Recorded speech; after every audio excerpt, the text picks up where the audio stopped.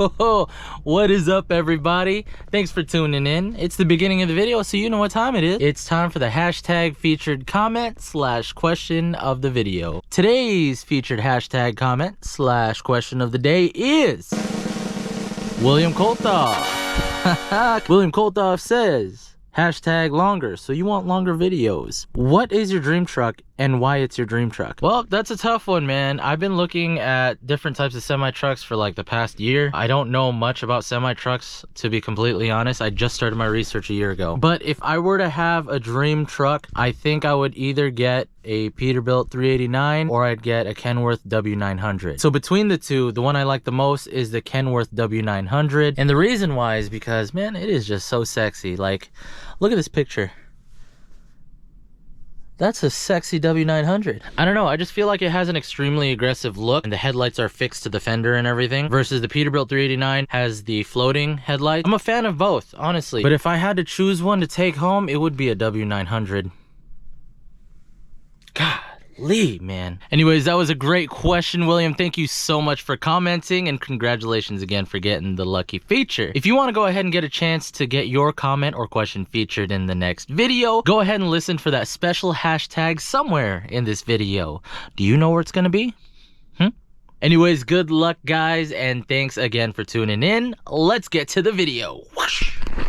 Yo, good morning, y'all. We are here in the lovely city of Lebec, California. We did our pre-trip, we got ready for the day. We are out of here. We are a lovely 8 hours away from our destination, and you know what, I feel like today's gonna be a good day. Today is definitely gonna be a good day. Apparently heading down the Grapevine going northbound is a lot more treacherous than it would be going southbound. So that's just what I was told by one other person. I don't know how true that statement is, but we're gonna go ahead and test that theory at our earliest convenience. Y'all ever have one of those coworkers that you're just so pissed off about? Like, they piss you off every single day and they always push your buttons and they always try to get you to fight them, but they do it in like a joking manner that's like really annoying, and like you want to do something about it but you don't want to go to HR and get written up or get fired or whatever. Well, I got you. This is what you say when your coworker is pushing your buttons. Instead of saying come F around and find out, you say, if you'd like to test that theory, you're more than welcome to at your earliest convenience. Yeah, man. And that's how you punk your coworkers, corporate style. Here's the thing, being out on the road, I ain't got no coworkers. So I'm the only one testing theories at earliest conveniences. Oh man, today's gonna be a good day.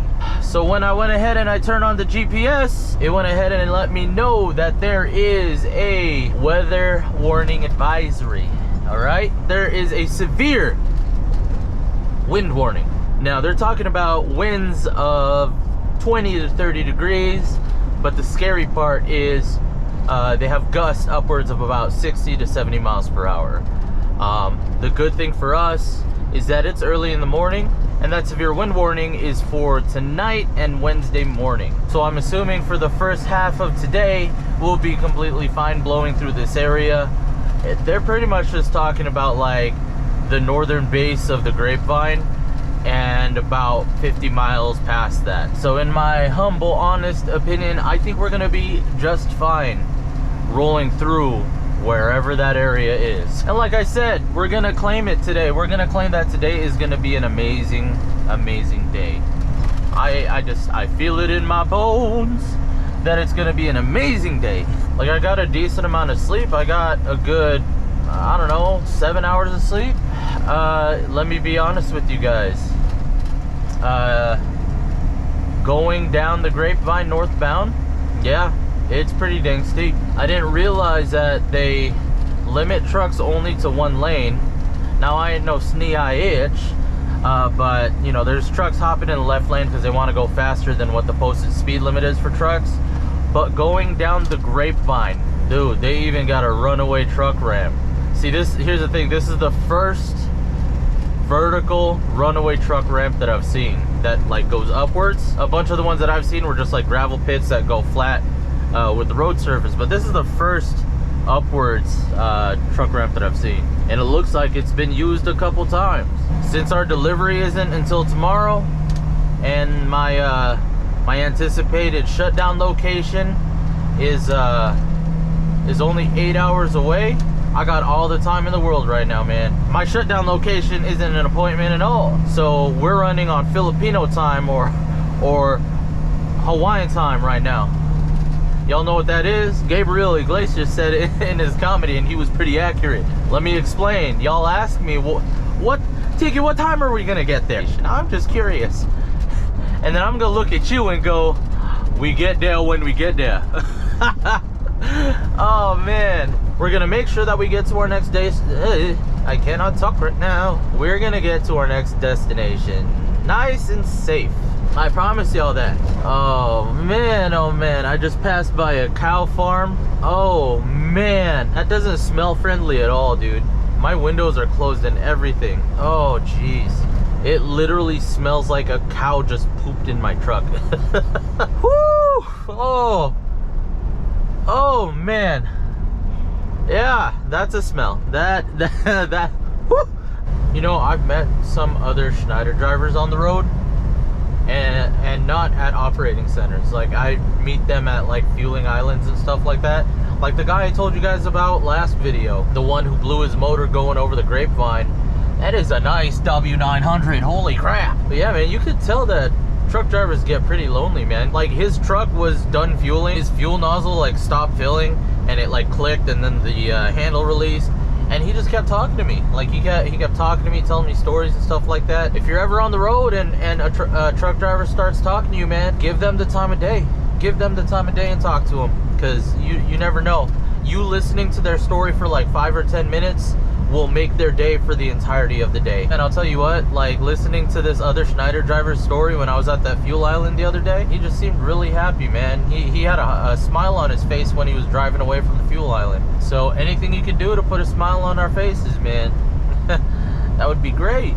Oh, and one thing I gotta tell y'all, if you haven't been on the road solo yet and you're about to, when you go to fuel islands or truck stops, if you park at fuel islands or you park in a parking spot at a truck stop, if you see water on the ground, don't step in it. Step over it or walk around it. Do not step in the water, man. 8 times out of 10, that ain't water, and that ain't no drink. What that is somebody probably emptied their pee bottle or they emptied their pee. The thing that I gotta put in perspective for you guys is, like, some of these drivers just really can't hold their pee, man, because they've been driving hours at a time. I'll be honest, I've been there. Like, I drove for a good like 4 hours, and it was just 4 hours. I barely started my day, and within those 4 hours of driving, like, I finished a whole can of energy drink. And at this point, within the 4 hours of me starting to drive, I had to refuel. The thing is, man, I really had to go. Like, setting up my fuel nozzles on both the driver's side and passenger side, like, I almost peed myself, dude, while I was setting up those fuel nozzles. And once I had those fuel nozzles set up, bro, I was like Flash, and I just like, boom, straight to the restrooms. It definitely happens. So there's gonna be some truck drivers that do it, and you know, that's why I'm letting y'all know, like, be careful. If you see water on the ground at any truck stop, don't step on it. Step over it or step around it. Otherwise, when you get back into your truck, you're gonna be tracking somebody else's weeds. And nobody wants that, man. I know y'all ain't got no Swiffer wet jet in your truck to clean up your truck floors. I mean, some of you might, who knows? That's a really good idea. I think I might need to invest in one of those. Man, I tell you what, I'm all over the place with the topics in these videos. But while I was driving, I had the random thought, and now I have a lot of questions. But for those of you who have extensive experience in owner-operator ownership of your own semi-truck, what does it take to be able to buy your own semi-truck? Like, especially in this market, is there a minimum experience requirement for being able to finance a semi-truck. Like, I know you need to have good credit, and I know you need to have a down payment, but like financial institutions that finance semi-trucks, like, do they require you to have experience on the road before even financing a semi-truck? It won't be anytime soon, but I'm heavily considering it. Actually, I'm heavily considering getting my own truck and going owner op. I don't know, I've only been out on the road for a month, but like I said before, I fell in love with it already. I've fallen in love with being out on the road. Like, I know I haven't even dealt with the worst of it yet, and I know I'm going to. It's not if, but when. Like breakdowns, tire blowouts, stuff like that, like those are all inevitable, and I know I'm going to be running into that later on down the road. Not anytime soon. We're gonna knock on glass for that. But what would it take for someone like me, being a new driver, to be able to buy a truck in my first year of truck driving? Now, that doesn't mean that I'm gonna go out there and buy a truck like tomorrow, guys. I'm definitely gonna stay put and learn the ropes like I am right now. I am in no hurry to rush the process. This question's mainly for you owner ops, man. What do I need to, what is that? What do I need to do to be able to buy my own truck? And before you leave a comment, just understand, I know that on top of paying a down payment for a truck, you need a savings account of at least $20,000 to $30,000 for any maintenance costs or any breakdowns within your first year of driving that truck. But I'm just curious of like the requirements when it comes to, you know, if you go to a truck dealership and you say, hey, I want to buy this truck, what are those requirements? Dude, it is, whoa, it is lightly windy right now. Okay, I'm not gonna lie, it's pretty dang windy right now. There's a bunch of, the wind is blowing all the tumbleweeds on the side of the road into the road, and this Walmart guy in front of me has been like obliterating every single tumbleweed. If it wasn't for him, I think big tumbleweeds would have been smashing through my front bumper right now. So thank you, Mr. Walmart. But geez, I have not seen tumbleweeds like this ever in real life. Like, okay, I've seen tumbleweeds that will be stuck on the side of the freeway, but I've never seen them blow across the freeway like in the cartoons. This is my first experience with that. It's crazy. I feel like I'm like in a cartoon with the coyote and the roadrunner and then the tumbleweeds, and unfortunately it's like a deer running across the road. If a tumbleweed just rolls in front of you, you're just gonna have to hit it. Like, you can't stop rapidly, you can't dramatically change your lanes if someone's next to you. Like, dude, you just gotta straight up hit the tumbleweed. Which brings us to our hashtag of the day, guys.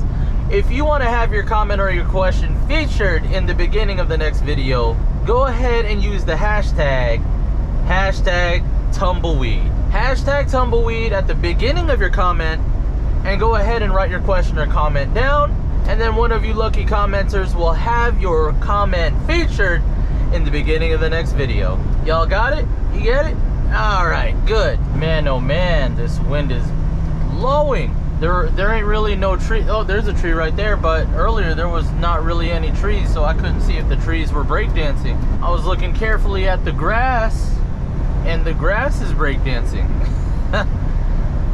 Yeah, we've got heavy winds. See, look right there, the sign says gusty wind warning. So if you ain't got no trees around you guys when you're driving on the road, you just take a look at like the fields of grass or whatever, and then if you see the grass like do the little wave, yeah, you can tell that the wind is blowing pretty hard. Out here, not like out there, but like if you look like right here, if the grass is long enough, you'd be able to see that the wind is blowing and the grass will just do that little thing. Making their happy hour way home.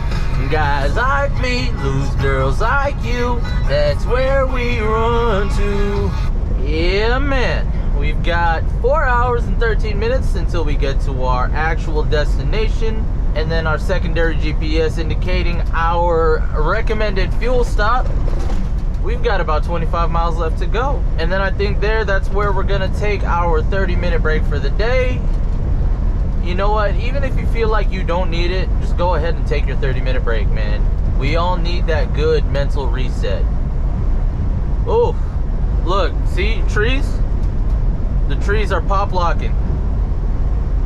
We got some very heavy wind in this area, guys. Oh, that was bad. Oh. Ouch, dude. Dude, that bump rocked me so hard that hurt my feelings. Alrighty, we're officially at the exit of our fuel stop. Let's go ahead and get this fuel, baby. Man, oh man. Look at that Freightliner Classic right there. Oh man, this is the Flying J I went to when I was with my training engineer. Whoa, okay. Good to see someplace familiar. All right, here we are. If you guys watched my training video, we actually parked over there, walked all the way to the truck stop to use the restrooms and get some food. And just like that, we are all fueled up. We've got about 3 hours and 46 minutes left until we get to our shutdown destination. Ooh, the wind is a lot stronger now that I'm back on the freeway. That thing that I told you that the grass would be doing, well, it's doing that times 10 right now. And I was watching this guy in my rear view mirror. He got a gust of wind, and he ended up taking over both the lanes trying to fix it while he was behind me. Tell you what, with this wind, if we put wings on this trailer, we're gonna take off like a Boeing airplane, bro. By the way, y'all gotta be careful with truck stop food, okay? Like, some places are great, all right? But like some places, you really gotta pay attention to the surroundings to determine if the food you're about to consume is going to be good for you or not. Hot dogs on a bun, or the corn dogs that you might eat at a truck stop, you better be careful. It might be the most delicious thing you ever ate, but give it about 5 or 10 minutes after you eat, you might get the humana Himalayan Hershey squirts, and you gotta run to the restroom to save yourself. But as truck drivers, we definitely gotta take care of our health. We can't always eat junk food all the time. We can't always eat truck stop food all the time. Man, we sit here for hours and hours and hours with no movement except for our feet to press the brake pedal or the accelerator pedal, or our arms to hit the turn signal or hit the jakes or turn up the heat or turn down the heat. You know, we don't have very much movement in these trucks. Y'all gotta be careful. Y'all gotta take care of yourselves. What I do like is at the truck stop that I was at, when I passed by the parking lot, I saw some guy set up a workout bench, and he had weights right next to the workout bench and a workout mat, and he was just sitting there hitting the weights, man. He was doing biceps today. He was like, Tiki, do you see me? Sometimes if you look absolutely goofy doing what you do, if it's good for you, you gotta do it. You gotta take care of yourself. Do what it is that you gotta do to take care of yourself. Who cares what other people think, man? You gotta take care of yourself. That's the priority. That's why underneath my bunk, I got a jump rope and a workout mat. Like, I set up my workout mat right here in between my chairs, and I'll do sit-ups and push-ups right here. There may not be that much room, but I'll tell you, man, you put your feet up on the bunk and then you put your hands right here to do a push-up, you're set. You got enough room to do push-ups in here, and you definitely got enough room to do sit-ups in here. There's 3 things that matter the most in this industry, okay? The first thing is your safety. Nothing matters more than your safety, okay? The second thing is your health. You gotta worry about your health. You gotta take care of yourselves, guys. And the third thing is that money. I'm just playing. That third thing is the experience. Y'all need that experience. Regardless of how many years you've been in, you gotta keep an open mind and keep learning. All 3 of those things are what are important to me. I'm not saying they apply to everybody else, but that's just the 3 things that I applied for me. Like, if I focused on my health a lot, can you imagine me being out on the road and working out extremely hard, losing all of my weight? I lose weight, and then I go back home for my home time, everybody's gonna be like, what did you do? Y'all see this wind? I have to steer to the right to keep it in my lane. Yeah, homeboy up front over there is having a hard time too. Y'all see that? I'm literally steering to the right just to maintain my lane. And y'all gotta be careful when you go through those underpasses when it's super windy, because the wind will cut off, and then the moment you get out from underneath that underpass, that wind is just gonna hit you like a ton of bricks. Right here, watch. Straight breeze. Oh, you see that? Yeah, you gotta pay attention. You definitely gotta pay attention when you're dealing with wind. My boy's got a trailer on top of a trailer. All right, here we are. Y'all already know what area this is. This is one of my favorite stop locations when I've got a load coming from Southern California all the way up north. And by all the way up north, I mean Oregon or Washington or whatever. Got the Petro truck stop. This is the busiest I've seen the truck stop this early. Man, my favorite parking spots are taken. Nope, never mind.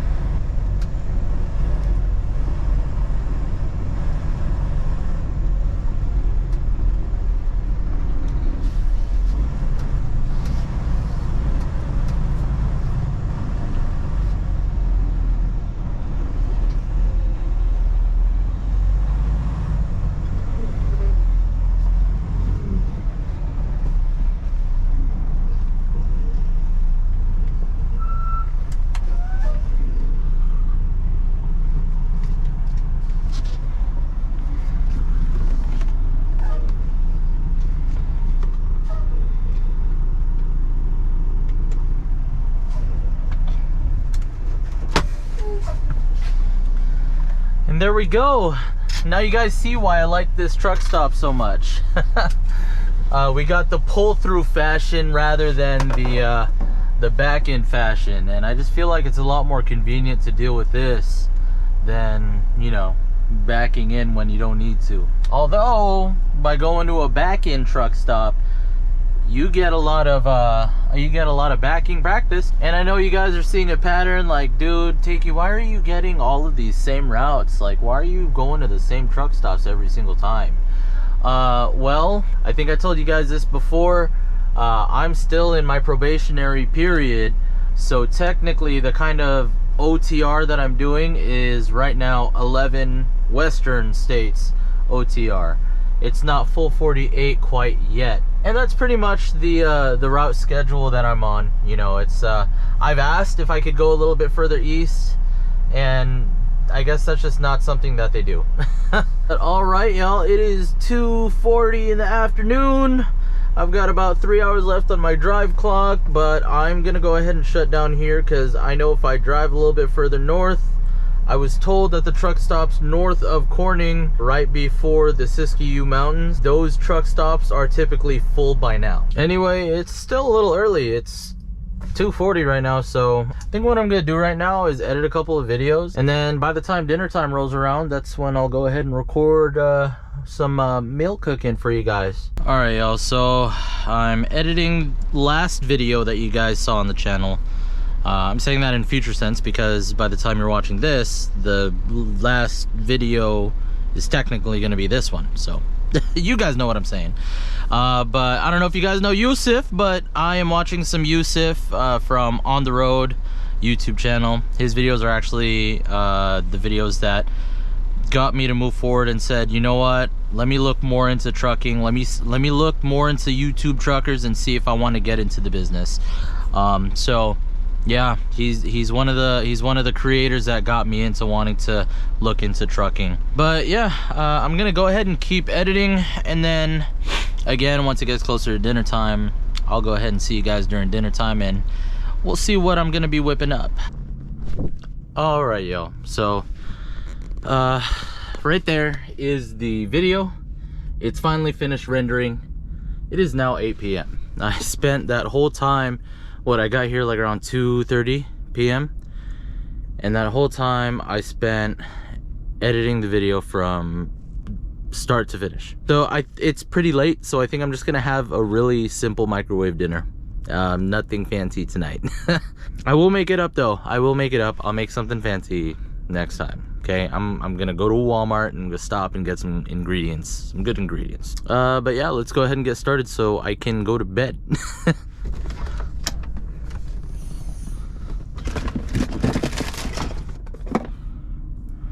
Yeah, that'll have to do.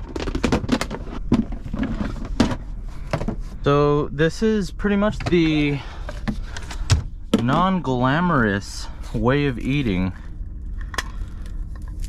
when you're on your truck. So the microwave requires so much electricity that my inverter, there we go, starts screaming at me saying, hey, whoa, there's more power leaving than there is power coming.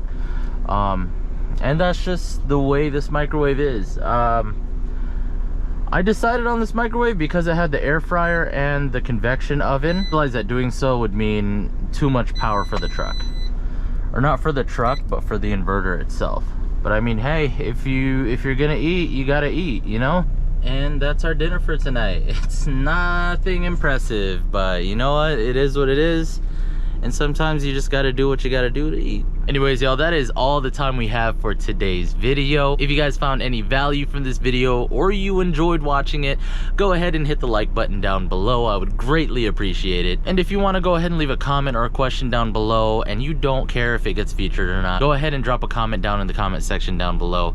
Like I've said all the time, I love having conversations with you guys. You guys make my day. If you've been watching all my videos so far and you haven't subscribed yet, baby, what is you doing? Go ahead and hit that subscribe button. Join me on this rookie truck driving journey. You can see all my mistakes and all my successes, and we could just hang out rolling down the road, enjoy that quality time, you know? Anyways, guys, thank you so much for watching. If y'all made it to the end of this video, y'all are true champs. Anyways, it's about that time where y'all know what time it is. Your boy Tiki is out. Peace.